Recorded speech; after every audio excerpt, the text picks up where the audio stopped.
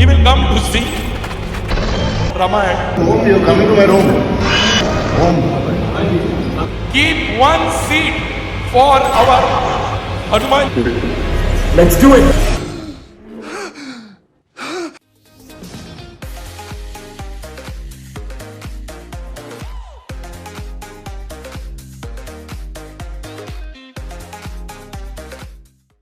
If there is one movie this year that I'm immensely hyped for after Dhurandhar, it is Ramayan, directed by Nitesh Tiwari. Those who have been waiting for any of the marketing material to drop in recent weeks and months have been rather frustrated because we have been mostly subjected to promotions through podcasts where Namit Malhotra has been talking about the scale and budget of the film. I think the reason for the impatience of the audience was because of the great first impression the Ramayan announcement had. Everyone could see that Namit with his production and VFX company DNEG and Prime Focus was not joking around. The scale was immense. The international collaborators in terms of technicians and musical composers like Hans Zimmer working in collaboration with A.R. Rahman had just dropped an operatic banger that had us even more excited. The attention to detail with the frames as the title cards appeared, the interesting casting choices that had us intrigued, the clarity of the makers to reference the epic as our truth and our history. I mean, who couldn't think that the makers believed that this is more than just a project? This followed by the combination of the Indian audience mostly being scarred with the magnum opus that dropped in 2023 and left us mostly speechless in the long run. All our expectations had almost transferred to this massive project, reportedly being mounted on a budget of 4,000 crores. The team kick-started their promotions by doing screenings of the first glimpse of Lord Rama in the States first. The consistent feature that Namit Malhotra keeps on communicating is one, how he is exhausted by the representation of Indians and Indian cinema in the West, mostly being associated with depictions of pity or being victims in their stories. And two, that this is a project that has been 10 years in the making, bridging the gap between Asia and the West, and saying that he owed it to himself in order to ensure that the project does not end up in development jail after so many years and actually gets to be witnessed by audiences globally. I think Ramayana will be an international release like we have never seen before, and we may see the same strategy be employed by the makers of Varanasi. It's interesting on how in the next 2 or 3 years we will be seeing probably 4 iterations of the Ramayana on the big screen. A lot of people were debating on why the promotional material has first kick-started with the States, and I think it's almost necessary in a market that is not privy to the epic. Namit Malhotra in the interaction almost has to describe it as having the human elements like Gladiator, the creature work on par with Avatar, and the scale of the Lord of the Rings, so that the audience in the West can put an image to what is being described. I mean, I wouldn't think anything else, especially when I go through even the catalogue of work that DNEG has done. The exceptional technical work they have done for films of epic scale is truly praiseworthy. As I waited with bated breath for the first look to drop, I realized that there is a lot of pressure on the makers to deliver.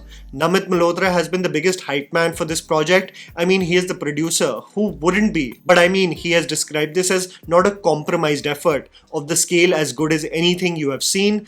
So how was the Lord Ram glimpse? I'm mostly impressed by what I saw in the first glimpse and what the movie is attempting.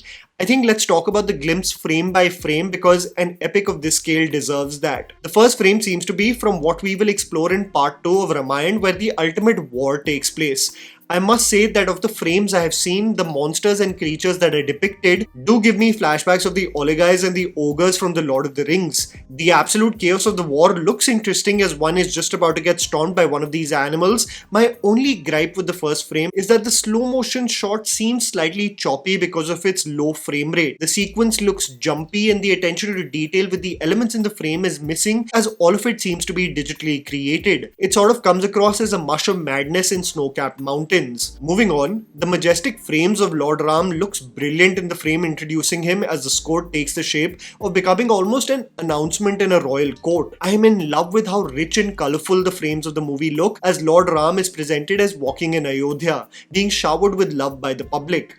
There are so many discussions on how movies these days look extremely damp and grey, almost lifeless, but I love the rich texture the makers have employed, something that should represent Ayodhya anyway. Bright frames, the gold in the crown pops and brings life to the frames, and it can be clearly seen that this sequence represents sets being mounted with limited green screen integration versus every practical element being digitally created. It's very interesting to see what kind of challenges this movie will spring up on Lord Ram as he spends time with Lakshman and Maa Sita in exile. The frame of him eliminating threats in the form of monsters makes me assume that they will have a lot of such integration of beasts and monsters coming in the way of our heroes in the epic. The frame of Lord Ram winning Maa Sita's hand in marriage by lifting, stringing and breaking the divine bow of Lord Shiv during the Swayamvar in Mithila looks absolutely epic. The production design of the royal court as Ram, Lakshman and Sita head towards King Dashrath to seek for his blessings makes me believe that the makers have genuinely left no stone unturned in the attention to detail with its set design. I think life comes full circle in interesting ways as Arun Govil, who has been immortalized for most of us as Lord Ram in the TV series,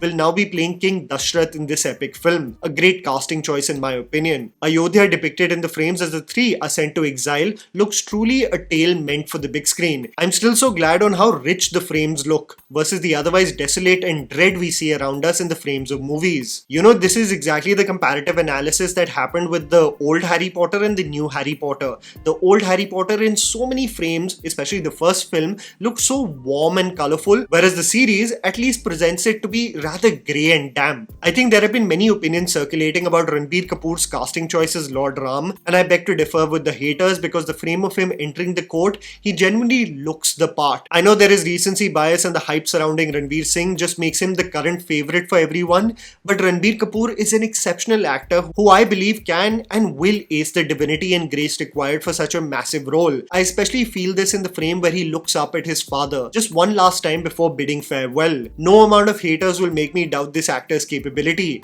The only time I felt slightly odd about the technical elements of the introduction was the frame of how Lord Ram stands in what seems like a dust storm. The lack of detailing in the frames especially make it come across as a poor background render rather than making us feel something is epic about to happen. The frame of him getting crowned as A.R. Rahman's vocals played in the background genuinely makes me want to see this film on the big screen immediately. And it's important to note that this epic is filmed for IMAX. The frame of Lord Ram pouring the ashes in the water may be after Jatayu's final rites are performed, trying his best to ensure that Maa Sita does not get abducted by Ravan but failing. I think the frame of Lord Ram running away from a female monster is where we will see the battle between him and Tadka, an event that takes place before the exile of Lord Ram, under the tutelage of sage Vishwamitra, in order to create order in the world, a battle being necessary for the victory of good over evil. Tadka, cursed to have the strength of 1000 elephants, becomes a demoness, and her battle with Lord Ram will be interesting to see. I say this with certainty also because the clothes that Lord Ram is wearing in the frame is vastly different to how he is in exile. This is when we see the frame of the golden deer as well, something utilized by Tadka's son Marich in order to lure Ram away from Maa Sita. When Marich imitates the voice of Lord Ram, this compels Lakshman to leave Maa Sita's side, becoming one of the key contributors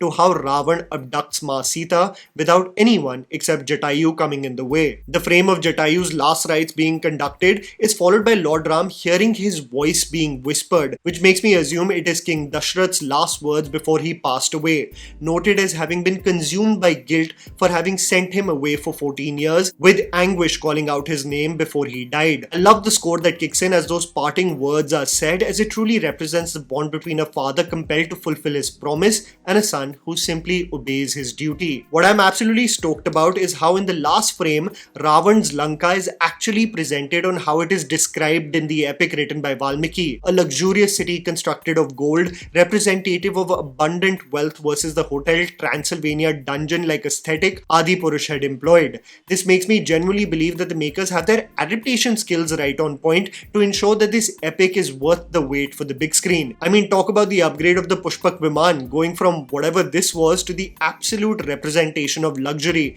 which one would easily associate with Ravan. As more marketing material for the epic drops, I genuinely get more excited than skeptical for this project. I think one of the most frustrating elements for audiences recently has been on how exponential numbers get announced and what is being invested in films, but we don't see the results. I do agree that some of the CGI elements in this teaser look like they haven't been rendered for the final product. The frames, however, for the most part, do look like an epic meant for the big screen. I, with cautious optimism, still hope for the best because I have been scarred many times, so just for my own sake, I am hoping this epic hits it out of the park. There are signs of brilliance and signs where one does hold back in getting carried away with themselves. I think clarity will arise with more teasers and trailers dropping, especially when we get a glimpse of how the dialogue dialogues are written. The frames and its technical aspects may be debated, but if the writing is exceptional and true to its source material, then there is nothing that can stop this movie to becoming the global stage phenomena they are propping it to be. And that was the video, guys. Write down in the comments below what you thought about the Lord Rama teaser. Please don't forget to follow me on Instagram. The handles are right in front of you. Follow me at JammyPants4. Also, please support us by smashing the like button and subscribing to our channel for weekly content ahead. Thank you for watching.